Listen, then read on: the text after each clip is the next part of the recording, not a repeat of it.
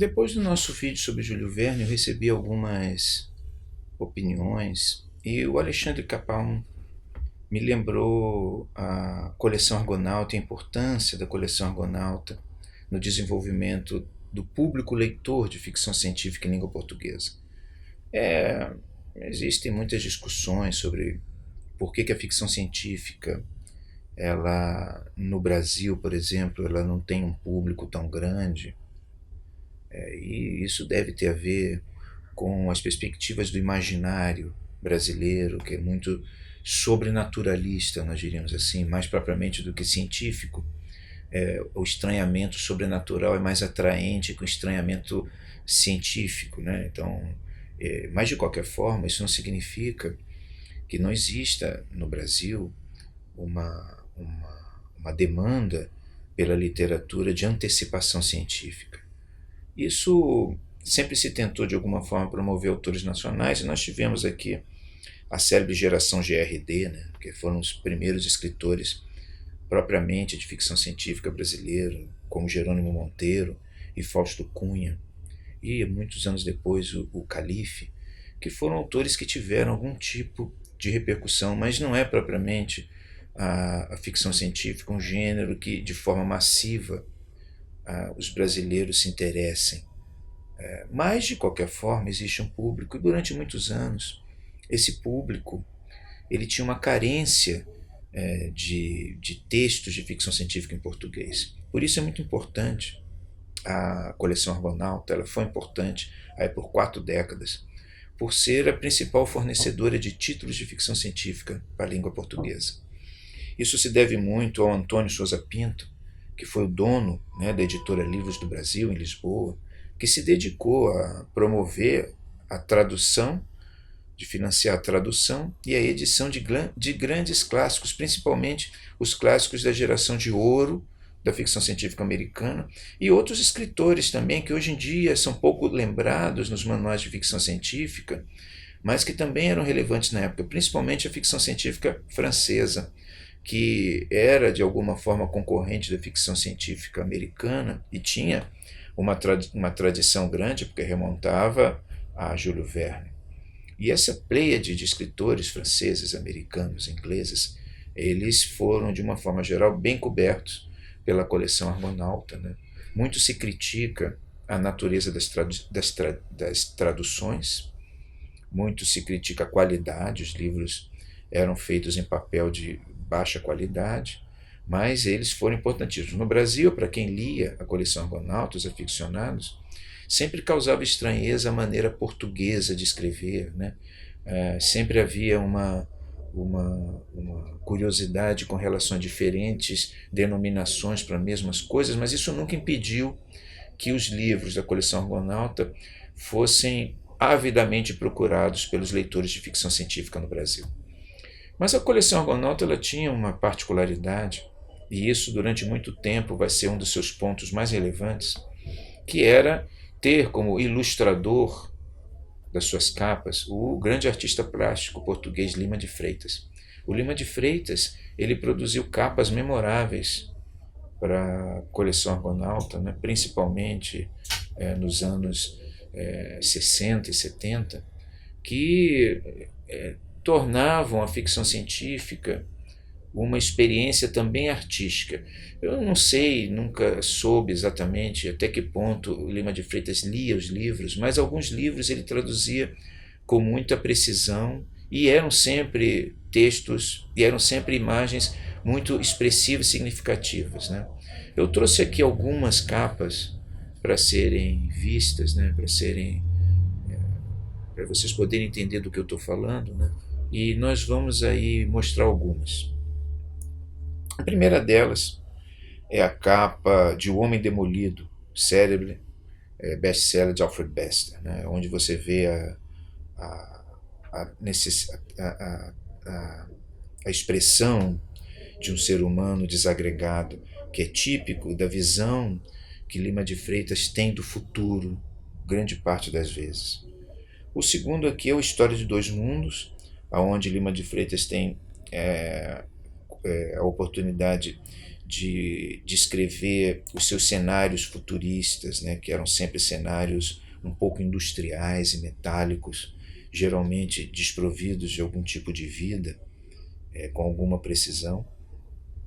Depois, claro, a capa do clássico de Richard Matheson, Mundo de Vampiros, né, Eu Sou a Lenda, que você tem aí também uma sociedade totalmente desagregada. Lima de Freitas era muito sensível a um futuro distópico. Muitas vezes, mesmo quando o romance que ele ilustrava não o era, né? Às vezes o romance não era, mas dá para perceber que ele se sentia mais à vontade para expressar mundos distópicos do ponto de vista artístico do que propriamente mundos utópicos. Tem esse outro aqui, Os Mares de Vênus, de Paul French, que é mais uma vez uma tentativa dele de expressar essa visão dele da arquitetura futura, nesse caso em Vênus, né, submarina. E aqui, de uma forma mais apropriada, Os Frutos Dourados do Sol. As ilustrações dele para os livros de Ray Bradbury, que é um escritor de ficção científica, mas que beirava um fantástico, muitas vezes psicológico principalmente. Ele aqui retrata um dos contos que, como o Ray Bradbury tinha uma certa imaginação um pouco desvinculada das questões científicas, ela era mais onírica propriamente do que científica, retrata uma nave espacial recolhendo coisas do Sol, né, para estudo, uma visão mais fantasiosa das coisas. O Mundo dos Drags é o do Stéphane Vull. Stéphane Vull era um escritor de ficção científica francês, muito imaginativo também, e visivelmente o Lima de Freitas gostava de fazer capas para Stéphane Vull. Esse, O Mundo dos Drags, foi um best-seller importante, depois virou um desenho animado de muito sucesso nos anos 70. Frederick Brown, O Espaço Será Pequeno, mais uma vez uma descrição de uma realidade distópica, que era o que ele gostava também.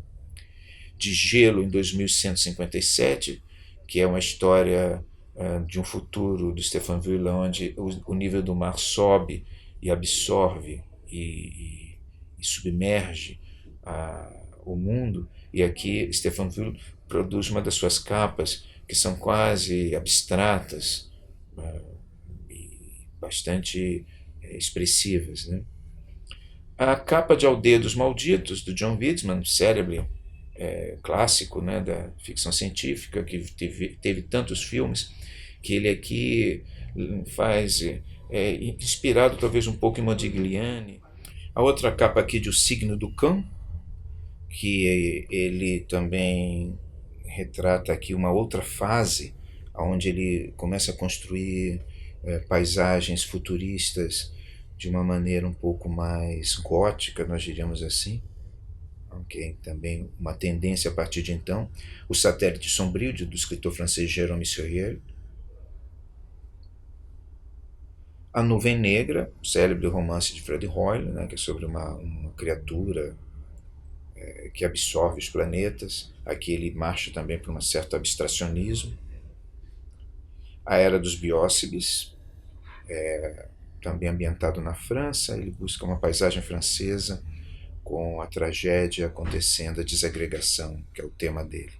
Armadilhas Arcas, de Stéphane Vull, também aqui um ambiente exótico num planeta distante, uma nave acidentada.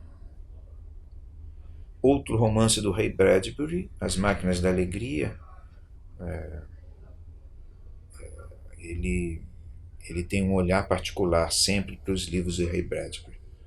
O Abismo de Chicago, outra coletânea de contos de Ray Bradbury, que ele também faz uma coisa mais melancólica e soturna. A Ameaça de Andrômeda, de Fred Hoyle, alguma coisa um pouco mais esquemática, e depois algo um pouco mais abstrato, no Nova Ameaça de Andrômeda, que é a continuação do romance do Fred Hoyle.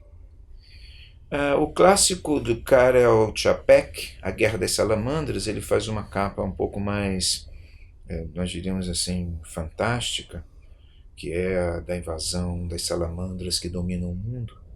E ele faz alguma coisa que dá ensejo à pessoa a refletir sobre o caráter extraordinário desse acontecimento.